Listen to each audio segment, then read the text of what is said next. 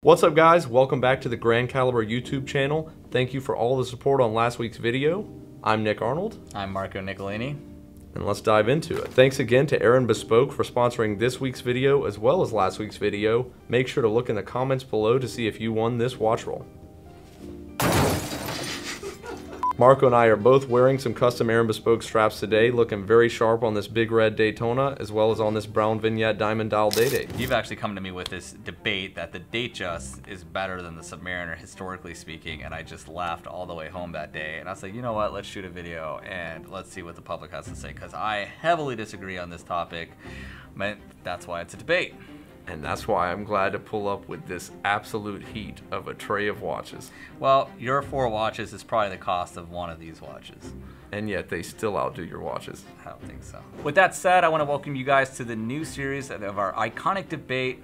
And this is going to be a series highlighting different types of debates that we have with different types of watches, whether it's history, whether it's the watch itself, or overall the brands themselves. Well, since the Datejust was born first, we might as well start with the Datejust. I don't think a lot of people realize how much significance in watchmaking this watch really represents. It is so simple in its format, but it is so integral to the brand of Rolex as well as to watchmaking in general. This watch, I don't know if you knew this, was actually the first automatic watch to ever feature a date complication. Yeah, no, I knew that. He's too good. I can't beat this guy. Do you know the reference number that it was born on? 6605. Yeah, that's correct. I'll give you that. 6605 was the first Rolex Datejust to be born with a date. I think another major point for the Datejust is this is where the Cyclops became introduced into Rolex watches, which is one of the absolute hallmarks of Rolex trademarking in watchmaking, as well as, like, I think between bracelets and the Cyclops, you have the two most recognizable features of Rolex right there. You can recognize a watch from 50 feet away based off of the bracelet, and you can recognize it from 20 feet away based off of the Cyclops. Okay. Unless it's a knockoff. Oh, but how many knockoffs exist of the Datejust? A lot, because It's that important. So I think it's very important to note as well, if you look, I've got these lined up in order of chronological history, starting with a 16030 Plexi Datejust that actually belongs to Marco here. So I'm gonna add personal Datejust. Gonna add that one to the importance of the Datejust, is that Marco owns one. I would like that to be noted. But you see the evolution of this watch, and we're going steel two-tone, but the design of the watch hasn't changed between 1985 and 2023. But I don't know, I think it's really important as well to note some of the historical figures that have worn this watch. You see a solid gold Datejust, which I previously had and was one of my favorite watches I've ever owned, on the wrist of Martin Luther King, Dwight D. Eisenhower, JFK. I mean, you see a lot of important figures, and you even see Roger Federer has his own Datejust. Does Roger Federer have his own Submariner? No. But nobody calls this the Roger Federer. It's the Wimbledon dial, but he helped design it with Rolex. Okay. Like Paul Newman designed the Daytona. Oh, God. For me personally, I think the Submariner is by far more iconic and has more Americana history to it than the Datejust.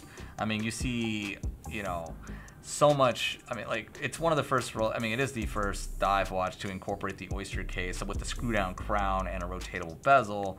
And it is also, one of the first Rolexes to get a depth rating to be commercially used by scuba divers themselves. So it was built with a purpose, and it was built as a tool that tells time, whereas the Datejust is just a watch that tells time. It's not really so much as a tool. So, like, the history and culture around that stupendously grew from that moment. And you have notable people too with the Submariner, such as Sean Connery and James Bond. I mean, how cool was the scene when the Rolex bezel started rotating, cutting the rope? I mean, there's just, obviously didn't do it in real life, but I think they made a prop of that watch that actually did have a spinning bezel. They did. Yeah. One of them sold at auction. One of them sold at Sotheby's. Yeah. I like to think that, besides the significance of both of these watches, the financial side of it is going to definitely tell you where the crowd is leaning towards. And, Datejust don't really fetch crazy numbers at auctions, but you have seen 6200 sell for $500,000. So I'm gonna counter you there, and I will agree but disagree with you, because steel Datejust and two-tone Datejust do not fetch crazy money at auction. But you look at solid gold Datejust and other precious metal Datejust do fetch a lot of money. I mean, we both follow a specific account on Instagram who has an insane collection, Johnson167. He has all kinds of crazy stone dial dates and Datejusts, and you see a huge culture for that. See, in that moment, this is where I disagree, because you're not really paying for the Datejust at that point. You're paying for the dial. The dial is a stone.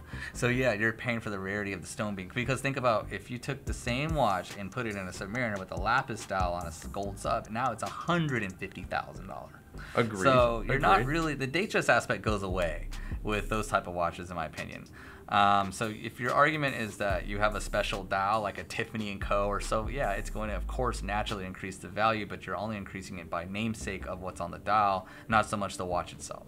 Like Submariners in their own nature bring insane money based off the reference number of the watch. You know, like you're not going to find a reference number of a Datejust that goes for 100,000, 200, 300,000 just solely on the fact that it's that reference number. That's fair. So Datejust suck. That's what I'm trying to say. I think that the reason the Datejust is popular is that it is one of the first examples you can see where watches become jewelry. Yeah. I think that you see that happen more frequently with the Datejust and then the Date-8, or you know, just the Rolex dress line, minus the Cellini and the King Midas, whatever. But you see that being kind of the blend between wearing jewelry, a watch as jewelry, whereas these are obviously tools. I will agree on some points with you. Obviously, the Datejust is more of a volatile wear, you know, meaning like it goes with a lot more scenarios in a sense, because your everyday life is not involving the use case of this watch. I was gonna say, I mean, you said it's the first commercially depth-rated watch, but personally, when I go hang out in the hot tub, I'm not too concerned about the depth rating of my watch. I mean, I cannot lie. For somebody who is advocating for the Datejust here, the vast majority of my current personal collection is Submariners in various metals. And that's interesting. That being said, I am liquidating my gold sub, available now at grandcaliber.com, and getting a Date-8 again. Well, well, well. If we're not back here a week later, and look what's on my wrist. That gold sub, out the window. I did sell you that sub as well. Oh, yeah, this is another one of Nick's watches. This 16800 matte dial that I bought from, and I sold him the 16808 in gold that nippled out. Geez, this guy really kind of likes subs. I don't know. And I have a 16803 nipple dial. Oh yeah, let's talk about that watch. That's a good watch. It is a good watch. Just like put the watch right here, big and center. That's a weird watch. No way. Yeah, not for sale. I don't know. People who wear subs obviously do appreciate the more robust watch that can take more of a beating, because whenever you start polishing into a Datejust, like give or take 4 or 5 times, you really start to lose that lust. You know, because that bezel starts becoming more rounded off. The edges of the lugs start getting more rounded off because they're already skinny lugs. I mean, I think a sub is a far more forgiving platform to beat up in a sense, because you have much thicker lugs. You have a rotating bezel that has sharp edges that you really can't see. It's not front and center, so you have a bezel, right? Like the ceramic or the steel or the aluminum that can be replaced and so forth. Like the watch is definitely more, you know, beater friendly. It's definitely far more beater friendly, you know. One thing I saw forever ago, I typically associate the Datejust with two-tone. I just think of that as like the two-tone watch. And some people call it like the car salesman watch, right? Like, and I could see that. But I also had read something at one point, it's like two-tone watch owners drive a Jaguar, whereas sports watch owners drive like an AMG or something, right? What kind of car do you drive, Nick? I drive a Mercedes AMG, and I have a lot of Submariners, so. Oh, God. Nothing hits like a good Submariner sometimes. Who are you? What the f? I mean, but you know, the Datejust is very important as well to balance that back out. If I was buying a new car, and my guy's wearing a two-tone Jubilee Datejust, and the other guy's wearing a two-tone Bluesy sub, I might go with the guy with the two-tone Bluesy sub. I'm going with the Datejust guy. I don't know. That guy's a That's classic. really irrelevant. It's. I don't know. I think in pop culture, the Datejust is very classic. The Sub is very classic. Hard to beat either of them. But I do think there's just a different type of wearer for both of these. I think. True. No, Great absolutely. They definitely have their culture within a culture. You know, Rolex in themselves is a culture, and then you have subcultures of people who go Datejust, and then the unspoken culture we don't really ever talk about or ever see are the people buying Cellinis. So People buy. Are we talking about the 5 micro market? I the think 5 Cellini's- people that it's like. Cellini is a micro brand. I mean, you know, it gets wild out there when it comes to, you know, understanding the dynamic of the sub and why the price points are the way they are. And I think it mostly just has to do with, like I said, it just has to do with the, you know, production values. And you know, you got to think the ones that are the most expensive are the ones that are hardest to find because of the production, you know, the production numbers. Like, you don't hardly ever see a 6200, 6202 all original for starters, and then let alone when you do find them, they're insane $200,000, $300,000, $400,000. Then you have really wild dial variations such as like the Explorer dial, you know, on a sub case. Yeah, what they call it the Explorer dial, but it's a 369. 5512. Yeah, 5512 with a 369 dial. It's just insanely rare. So, you know, you get these really crazy price points because they probably didn't make very many of them to begin That's with. true. I mean, I think an extra value add for the 6202 specifically is that it was 36 millimeters like the Datejust. Right. I think that adds a lot of Right. desirability. I mean, 36 was a huge watch back in the 50s. I mean, It is interesting. I mean, the average watch for a man was at 33. Yeah. You Well, know? what's crazy, I think like the 41 millimeter Datejust, I'm not a fan of. I think too big. if you're if you're a big guy, it makes sense. But everybody is turned off by the thought of a 36 millimeter watch. But I think why the 41 millimeter Datejust versus a sub wears so big is that the dial size is so much larger. Well, If yeah. you look at the dial size of a 41 millimeter sub, or you know, a 114060, whatever, yeah, it's a 41.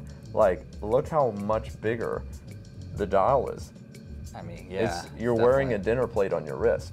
And so while the Datejust case is smaller, the dial is almost the exact same size as that of the sub. But aesthetically speaking, the only real difference is the lugs. You get the brushed lugs versus the polished lugs. Yeah, true. I mean, That's the main difference. So but would it's you funny pay? if somebody wanted to, and I don't condone this, but I hate it when people do that. Don't even say it. They polish up the lugs. Don't. I've, This poor Datejust. well, I mean, it is what it is. People. They're lost. So there you Two go. types of wearers. Yeah, the very. Jaguar drivers of the world. Jaguars suck. I don't know why you're using that reference. It's a horrible choice. I don't know where I read that. I don't. It was they you should specifically unread said that. Jaguars. Unread that. I'll delete it out of my mind. Go, find the book and then read it backwards. That'll undo everything you've just read. All right, so that's gonna wrap it up for today's video. I hope you guys really enjoyed this segment, and like always, don't forget to like, follow, and subscribe, and drop a comment below and let me know who won the debate here. I want y'all's opinion, and if you guys have a debate idea, let us know. We'll use it. So until next time, thank you guys very much.